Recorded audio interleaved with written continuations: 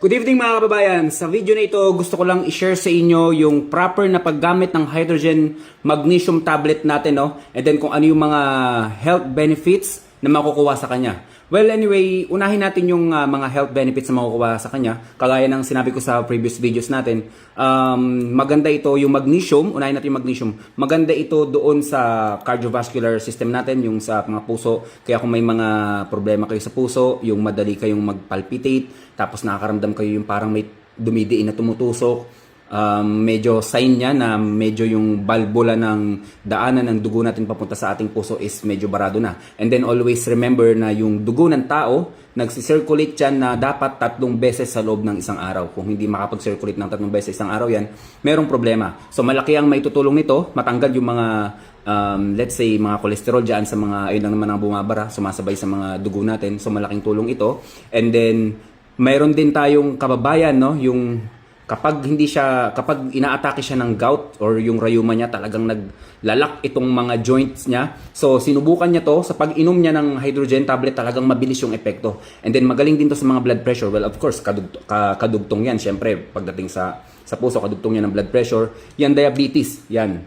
So diabetes, maganda rin to. And then sa mga nerve, yan, mga muscle problem, yun nga, yung mga kapag may mga sakit yung mga joint, usually kasi ang karamdaman talaga ng mga Pilipino is acidic, no? So just to eliminate yung acidic, kaya isa rin ang reason kung bakit natin ginawa to. And then also yung hydrogen na tinatawag natin. So first time ever nagkaroon ng hydrogen tablet sa Pilipinas. Syempre proud tayo doon. So ang hydrogen tablet is nakakatulong ito mag-cleanse ng ating liver. Isipin niyo mga kababayan, meron kang fatty liver. Ito ang liver mo is may fatty liver, may mga taba-taba. So makatutulong ng hydrogen tablet, unti-untiin niya yan. Unti-untiin niyang babakbakin yan, no? Babakbakin niya yung mga taba-taba na yan. Tapos kung ano ang problema diyan sa liver mo, mga liver cirrhosis, kung ano ang problema sa liver mo, makatutulong din ang hydrogen. Always remember, kung may mga severe cases, kung may mga malubhang karamdaman mga kababayan, no, ang hydrogen is makakatulong ito paunti-unti, no? Kung yung mga severe, may mga grabe na yung damage ng liver, ng kidney mo, ng baga mo, uunti-untiin niya yan. Kaya tiyagain nyo ang pag-inom. Pero pagdating naman doon sa nabanggit ko kanina, yung mga hirap na talaga sa sobrang taas ng acidic, saglit lang yan. Isang inuman mo lang, ramdam mo kaagad yan. And then yung mga body pain, yan, mga body pain, maganda rin yan, talagang tanggal yan. And then nakakapagpatagal din to ng resistensya sa may mga kababayan natin may mga asawa. Try nyo din to, ma-extend yung resistensya nyo. So what else? Ano pa ba? So mga kababayan, ang tamang paggamit ng hydrogen tablet, okay, labas natin tong tumbler natin. Anyway, pwede siyang gamitin sa kahit anong tubig, no? Pero the best niyan, syempre dito sa alkaline, sa binagbabaran. And then, ang acid guard natin, ang alkaline na nandito is kulang ito ng magnesium. Isipin nyo ako, paano natin pinagdudugtong-dugtong tong produkto natin? Kulang ito ng magnesium. Kaya gumawa tayo ng hydrogen tablet with magnesium, okay? So, dapat selyado yung tumbler na gagamitin mo, or kung meron kang lalagyanan dyan na, kung anong lalagyanan, basta selyado, hindi siya sisingaw. Para siyang yung sa Coke, di ba, pag bukas mo, sumisirit yan. So, ganun din yung sa hydrogen tablet. Dapat hindi siya nasingaw. Okay, so meron ako ditong hydrogen tablet. Actually, ano kasi ito bukas. Nakasara. So, 500 ml mga kababayan. Gamitan nyo siya ng 500 ml na tubig or 300 ml. Kung malusaw na to, at kung kaya mong straighten ng inom, mas maganda. Huwag mo nang patagalin kung kaya mong straighten. Kasi actually, mabilis lang naman din malusaw to. Siguro mga 3 minutes, 5 minutes, okay na to, dissolve na to. So, nandun na siya. Para hindi ka, kung unti-untiin mo, sisingaw ng sisingaw. Sisingaw siya ng sisingaw. Ayun naman yung pinakabinabayaran natin doon, yung hindi siya sumingaw, kaya dapat talaga nasa selyadong tubig siya. Magaling to sa mga na-stroke, mga kababayan. Try nyo to sa mga stroke. Okay? Sa mga talagang hirap na maglakad or kung kahit anong problema. Anyway, gusto ko rin sagutin yung katanungan ng mga kababayan natin, kung doktor daw ba ako? Okay? Kung doktor daw ba ako? Well, ina-advisean ako ni business partner natin, si Coach Wilson Katanggi, na ipagpatuloy ko kasi 2 taon na lang naman din is kuha ng exam, pero lack of time na talaga. Tsaka kung magpo-pursue tayo ng pagka-doktor, syempre masasakripisyo yung page natin and maraming madidelayed. So baka pagdating ng panahon na doktor na ako, tapos humina naman yung page natin. So kaya pinili ko na lang na maging ganito siguro, no? Tsaka in the first place, marami tayong priority na dapat mauna, no? Pero don't worry mga kababayan, ang team ng Pinoy Farmer Channel kompleto yan. Meron niyang chemist, meron niyang nutritionist, meron din yung mga doktor, no? Sa mga kasama natin.